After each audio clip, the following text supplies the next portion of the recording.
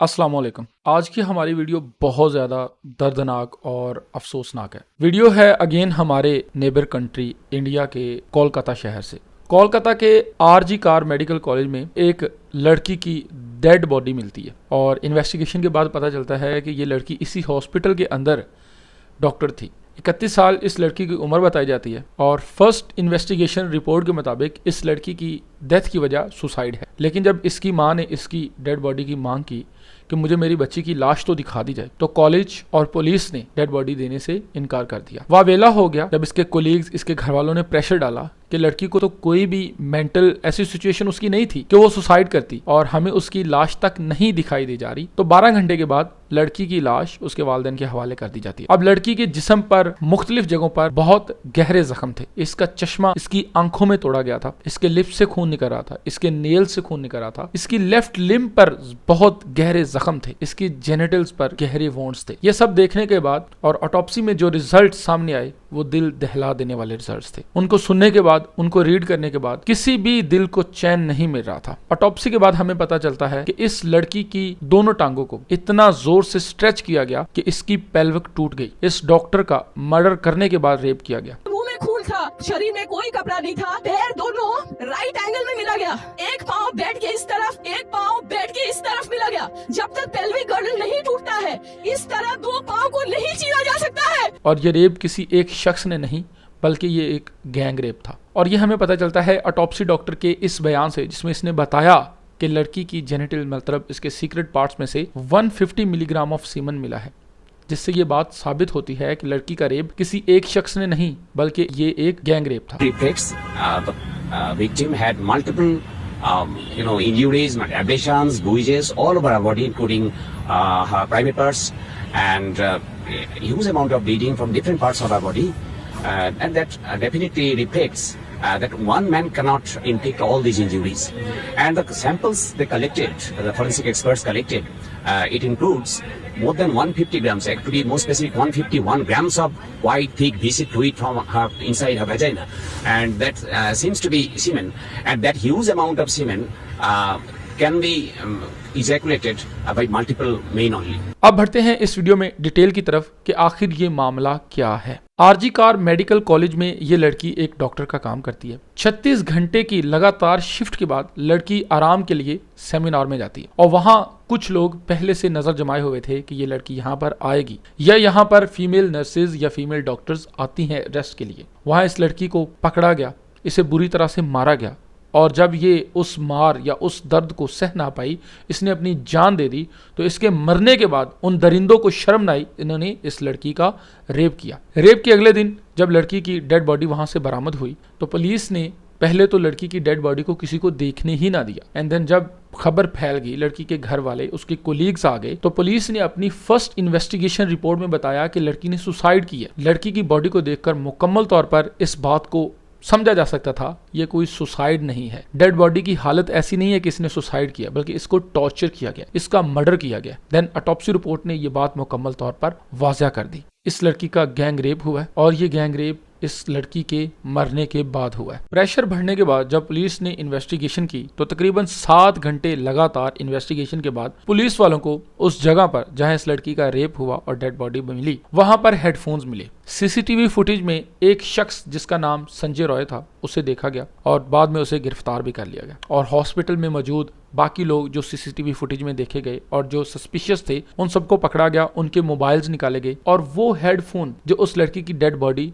या seminar hall में से मिला था उसे इन मोबाइल्स के साथ कनेक्ट करने की कोशिश की गई और वो हेडफोन फौरन संजय रॉय के मोबाइल के साथ कनेक्ट हो गया। अब ये संजय रॉय कैरेक्टर क्या है, ये बहुत इंटरेस्टिंग बात है, इसको जरा समझिए। संजय रॉय एक वॉलंटियर है कोलकाता पुलिस में। इसके खिलाफ बहुत सारे वुमेन्स असॉल्ट केसेस दर्ज थे। इसके खिलाफ 2022 में एक केस दर्ज हुआ कि इसने अपनी प्रेग्नेंट बीवी पर टॉर्चर किया है। अब कोलकाता पुलिस में ऐसे लोग वॉलंटियर हैं और एज अ सिविल पुलिस काम कर रहे हैं, ये बहुत हैरानी वाली बात है। इस बंदे की पहुंच भी देखें और इसके कैरेक्टर को जरा समझने की कोशिश करें कि हॉस्पिटल में ये किसी भी टाइम आ जा सकता है। हॉस्पिटल के गार्ड्स, हॉस्पिटल का अमला इसे कभी भी नहीं रोकता, बल्कि इसकी वजह से बहुत सारे लोगों को हॉस्पिटल में एडमिशन मिलता है। वो रूम जो किसी निडी की जरूरत है वो उसकी बजाय इस बंदे की सिफारिश वाले को मिलता है, जिसकी ये सिफारिश करता है। अगर वहां रूम अवेलेबल नहीं है तो ये पास के प्राइवेट हॉस्पिटल्स में रूम्स अवेल करवाता है और यहाँ के डॉक्टर इस बंदे के कहने पर उसे जाकर चेक करते हैं। दूसरे अल्फाज में कह सकते हैं कि ये बंदा दलाली का काम करता है, लोगों से पैसे लेके डॉक्टर से उनका चेकअप करवाना, बेड्स मुहैया करवाना और इस किस्म के काम इसका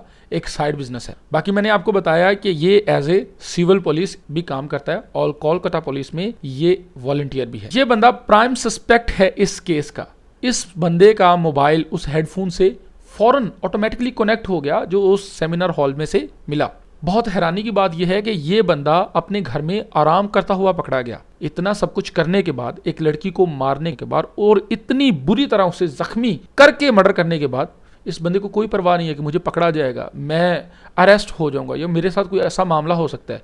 नहीं, ये बहुत इजी है और अपने घर में रेस्ट कर रहा है जहां से इसे पकड़ा गया। या तो इसे पता था कि मेरी पुलिस में पहुंच इतनी है, मेरी पुलिस में जान इतनी है कि मुझे बाद में छोड़ दिया जाएगा, या शायद ये अपने आप को इतना क्लेवर समझ रहा था कि मैं पकड़ा ही नहीं जाऊंगा। और मैंने आपको एक बात मजीद बताई कि लड़की का गैंग रेप हुआ है, ये इस अकेले बंदे का काम नहीं है। और ऑटोप्सी रिपोर्ट से ये बात मुकम्मल तौर पर साबित भी हो चुकी है। 150 mg सीमन मिला है लड़की के प्राइवेट पार्ट में से, प्लस उस लड़की को इतना ज्यादा टॉर्चर किया गया जो किसी एक बंदे का काम नहीं है। पूछताछ शुरू है, लड़के से पूछा जा रहा है कि भाई तेरे बाकी के साथी कौन है। टॉर्चर भी किया जा रहा है, जाहिर सी बात है, पुलिस है, अब प्यार से तो काम नहीं लेगी। अब भी कोलकाता की सड़कों पर और पूरी कंट्री में डॉक्टर्स का प्रोटेस्ट जारी है। तो उनकी क्या मांग है? लड़का तो अरेस्ट हो चुका है, लेकिन उनकी मांग सुनिए। इस कॉलेज के प्रिंसिपल ने सबसे पहले तो ये बयान दे दिया कि लड़की ने सुसाइड की है और ये कोई इतनी खास बात नहीं है कि इस पर बहस की जाए। उसने इसे छोड़ दिया। जब कोलकाता की चीफ मिनिस्टर ममता बनर्जी पर प्रेशर पड़ा तो उसने फौरन एक्शन लेकर इस बंदे को इस कॉलेज से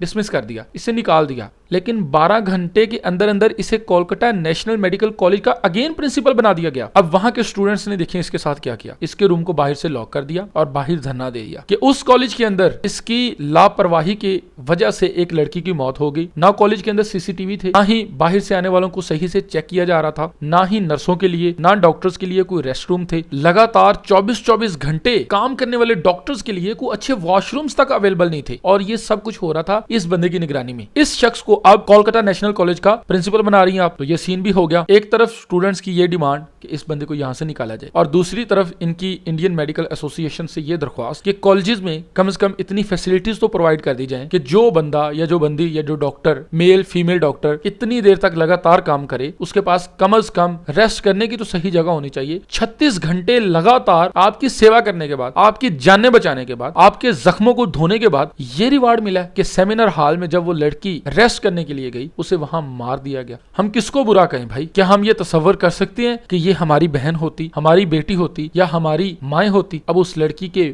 घर वालों पर क्या गुजर रही है। इनफैक्ट मैं जब ये वीडियो बना रहा हूं, मैं आपको बताऊं तो मैंने कुछ 10 पासेज लिए हैं। दोबारा से हौसला गेन करता हूं। मैं कहता हूं किसी तरह यार इसे रिकॉर्ड करूं, इसे कंप्लीट करूं, कि सिचुएशन को इमेजिन करने की कोशिश करता हूं, मेरे रोंगटे खड़े हो जाते हैं। बर्दाश्त नहीं होता कि मैं क्या बोलूं। स्टूडेंट सड़कों पर निकल रहे हैं और जस्टिस की मांग कर रहे हैं। और जस्टिस सिर्फ ये नहीं कि संजय रॉय को सजा दी जाए, बल्कि इसके बाकी साथियों को भी पकड़ा जाए और बाकी तमाम मेडिकल कॉलेजेस में वो फैसिलिटीज प्रोवाइड की जाए कि जिनकी वजह से नेक्स्ट टाइम कोई डॉक्टर या कोई लड़की अगेन असॉल्ट का सामना ना कर सके। आज की इस वीडियो को यहीं पर खत्म करते हैं। मैं अरसलान अहमद आपसे इजाजत चाहता हूँ। Thank you. Allah Hafiz.